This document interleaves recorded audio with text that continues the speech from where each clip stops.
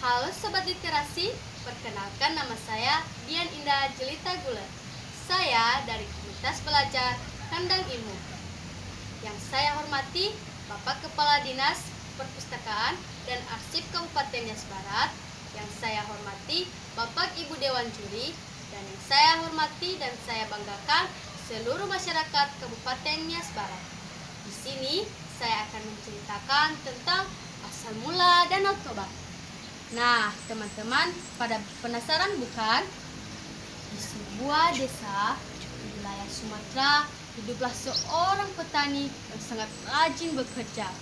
Meskipun lahan pertaniannya tidak begitu luas, ia bisa mencukupi kebutuhannya sehari-hari dengan kerja kerasnya yang tak kenal lelah.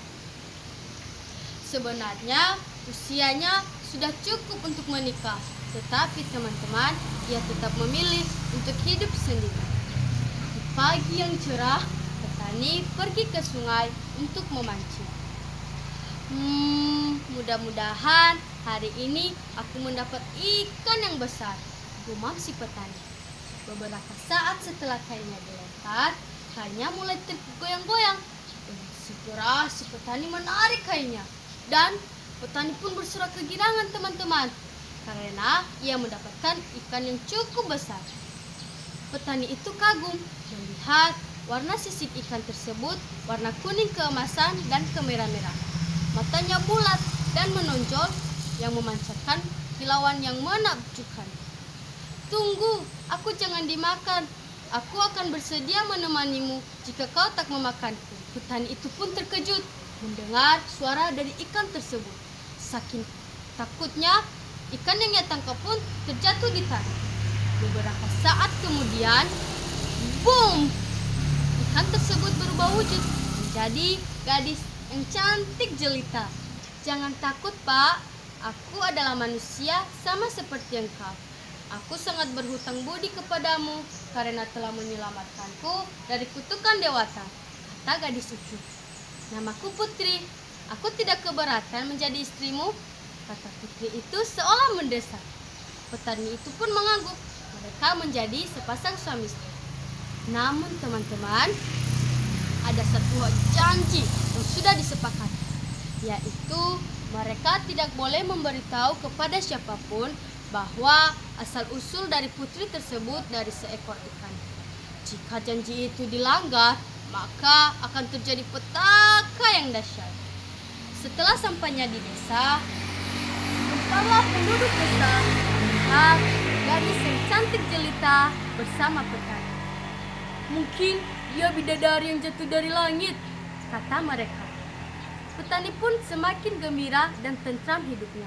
Sebagai suami yang baik, ia pun semakin rajin untuk mengolah sawah dan ladangnya dengan tekun dan ulet. Karena ketekunannya dan keuletannya, ia tidak pernah kekurangan dalam hidupnya. Akan tetapi, karena hal itu, banyak orang-orang yang iri dan menyebarkan sangkaan buruk untuk menjatuhkan keberadaan si petani. Aku tahu dia pasti memelihara makhluk halus, kata seorang kepada temannya. Hal itu pun disampaikan di telinga si petani dan putri. Namun teman-teman, petani dan putri tidak menghiraukannya. Mereka tidak tersinggung. Mereka malah lebih rajin dan lebih tekun.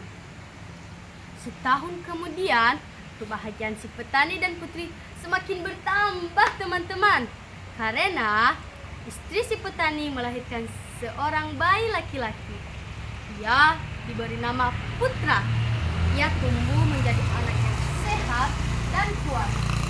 Ia menjadi anak yang manis, tapi sedikit nakal teman-teman. Ia juga mempunyai kebiasaan yang membuat kedua orang tuanya pun heran, yaitu selalu merasa lapar. Makanan yang seharusnya dimakan bertiga, ia bisa menghabiskannya sendiri teman-teman. Lama-kelamaan, Putra selalu membuat ayahnya jengkel. Ketika disuruh membantu pekerjaan orang tua, ia selalu menolak. Akan tetapi, Putri selalu mengingatkan suaminya supaya bersabar atas kelakuan anak mereka. Ya, aku tahu, walau bagaimanapun itu anak kita, kata petani kepada istrinya. Syukurlah Kanda berpikiran seperti itu. Kanda memang suami yang baik dan ayah yang baik, puji putri kepada petani. Akan tetapi teman-teman, seperti kata orang-orang, kesabaran itu ada batasnya. Itu pun yang terjadi kepada si petani. Pada suatu hari, Putra mendapat tugas, yaitu membawa makanan dan minuman ke tempat ayahnya bekerja. Tetapi Putra tidak memenuhi tugasnya. Ia malah keasikan bermain bola, teman-teman. Ayahnya yang menunggu kedatangan anaknya dengan rasa lapar dan haus, ia pun langsung ke rumah. Ketika ia melihat si Putra sedang keasikan bermain bola, ia pun jadi sangat marah. Ia menjewer kuping anaknya dan berkata, "Dasar anak tidak tahu untung, tidak tahu diri, dasar anak ikan." Tempat si petani yang tidak sadar, ia telah mengatakan kata pantangan tersebut. Setelah mengatakan hal-hal tersebut, seketika istri dan anaknya pun menghilang tanpa bekas dan jejak. Dari bekas injakannya, teman-teman, tersembuhlah air yang sangat deras dan semakin deras, yang membuat desa si petani dan desa di sekitarnya terendam air.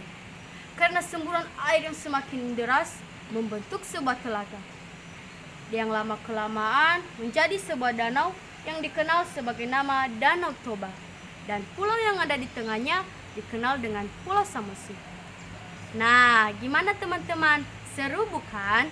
Jadi, pesan moral yang kita ambil dari cerita tersebut adalah kita harus menjadi orang yang bersabar dan dapat mengendalikan emosi.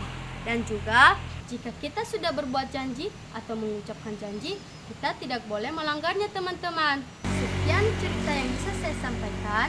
Jika ada kesalahan dan kekurangan, mohon dimaafkan. Atas perhatian saya ucapkan terima kasih. Ya ahobu, salam literasi.